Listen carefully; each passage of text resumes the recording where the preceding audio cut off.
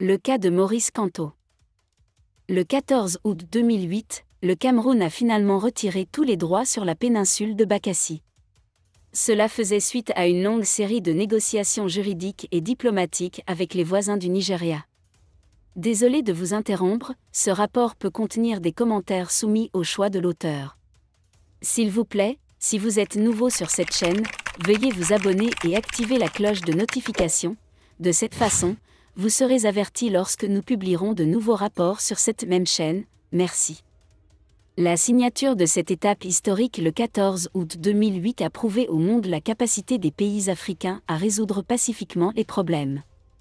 La capacité à résoudre ce différend dépend des contributions des participants, en l'occurrence les scientifiques impliqués dans deux phases importantes de l'affaire Bakassi. L'expert en droit international Maurice Kamto a joué un rôle crucial en l'affaire Bakassi, notamment dans les deux étapes devant la Cour internationale de justice, CIJ, et dans la mise en œuvre de l'arrêt de la Haute Cour.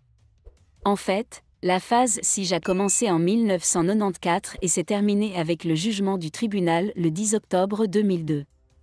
Comment Maurice Kamto est-il intervenu dans l'affaire Bakassi en tant qu'expert à la demande de l'État camerounais? J'ai eu accès au dossier Bakassi grâce à un appel du ministre des Affaires étrangères, Ferdinand Léopold Ojono. Maurice Kamto révélait dans l'émission Intervija, STV il y a quelques années qu'il enseignait dans l'amphithéâtre de Douala. Le doyen de la faculté de droit et de sciences politiques m'a dit « Nous vous appelons de Yaoundé », a déclaré le maître de conférence en droit international. J'ai décroché le téléphone et le ministre des Affaires étrangères, Marex, était en ligne et il m'a dit que je voulais vous voir. Je lui ai dit que je pouvais y aller vendredi, a-t-il déclaré. FL Oyono lui a dit « Je t'attendrai vendredi ». Il est venu là. Un membre du gouvernement lui a demandé s'il pouvait être en charge des archives de Bakassi à la demande du président de la République du Cameroun. Messieurs. Kantor l'a fait sans hésitation. L'avocat international est ainsi devenu un fonctionnaire camerounais. Rôle de Kamto à la Cour internationale de justice, CIJ. Le scientifique a commencé à travailler à la Cour internationale de justice en tant que co-conseil, avocat et chef d'équipe. Au sens de cette juridiction internationale, mandataire signifie qu'une personne peut être mandataire ou commandataire sans interférer dans la préparation technique du document. Un avocat technique est une personne qui représente l'État et peut également être un avocat plutôt qu'un avocat. Messieurs. Kamto a participé à la préparation des conclusions et plaidoiries devant la CIJ. En février 1996, les premiers actes de procédure ont été déposés pour rendre des ordonnances provisoires dans l'affaire, permettant aux parties nigérianes de déposer des exceptions préliminaires et des demandes d'amendement. Monsieur Kamto a déclaré « Je ne travaille pas dans le portefeuille de Bakassi pour ma gloire personnelle. Les avocats internationalistes nous font savoir que nous pouvons accepter tout ce que nous lui ferons sous n'importe quel nom, sauf à remettre en cause son patriotisme. Ils trouvent cela intolérable, surtout de la part d'un homme qui n'a jamais rien fait pour le pays. Ceux qui disent que j'ai gagné des milliards de francs CFA grâce à l'affaire Bakassi, c'est faux. Il faut que les gens sachent, dans l'affaire Bakassi, j'ai risqué beaucoup de gens ouverts qui ne prendraient jamais de risques physiques. Nous volons en hélicoptère la nuit. Tout le monde sait que les hélicoptères n'atterrissent pas à Manf après la tombée de la nuit. Nous étions aussi juste à Jeanne. Notre hélicoptère est tombé comme une pierre à Nyami-Nyami.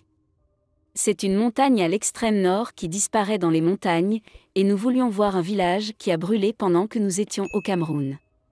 C'est une question de vérification des faits avant l'étape de la démarcation. Monsieur Kamto a poursuivi son histoire. La meilleure partie est que nous nous rendons dans l'état de Taraba depuis la ville la plus au nord du Nigeria, Maiduguri, qui se trouve à la même altitude que le nord-ouest. Nous allons à Ngambu, une petite ville du Nigeria. Mon ami a eu un accident à l'université Teta de Jalalabad. Nous sommes allés à l'hôpital de Fumban à 4 heures pour nous assurer qu'il était tous en bonne santé et que personne ne saignait à l'intérieur. L'avocat internationaliste a poursuivi en déclarant que l'événement le plus grave était le jour où lui et ses collègues ont quitté le Nigeria pour retourner au Cameroun. Ils ont été emmenés sur les sentiers des trafiquants où leurs véhicules ont été enterrés. Monsieur Kanto a ajouté, nous étions sortis à 1 heure du matin et si nous pouvons trouver une hache pour couper les racines dans notre véhicule, nous irions dans les villages voisins. Kanto a-t-il signé un accord avec le gouvernement camerounais dans l'affaire Bakassi?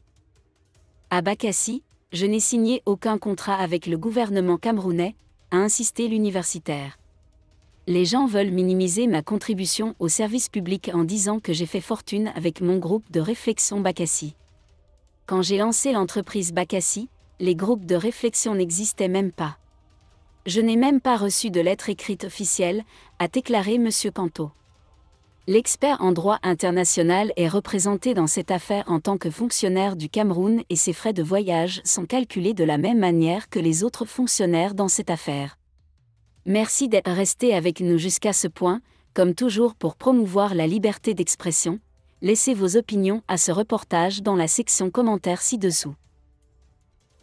Si vous avez aimé cette vidéo, merci de liker, partager, commenter et surtout vous abonner à la chaîne. Et on se retrouve très vite pour une prochaine vidéo.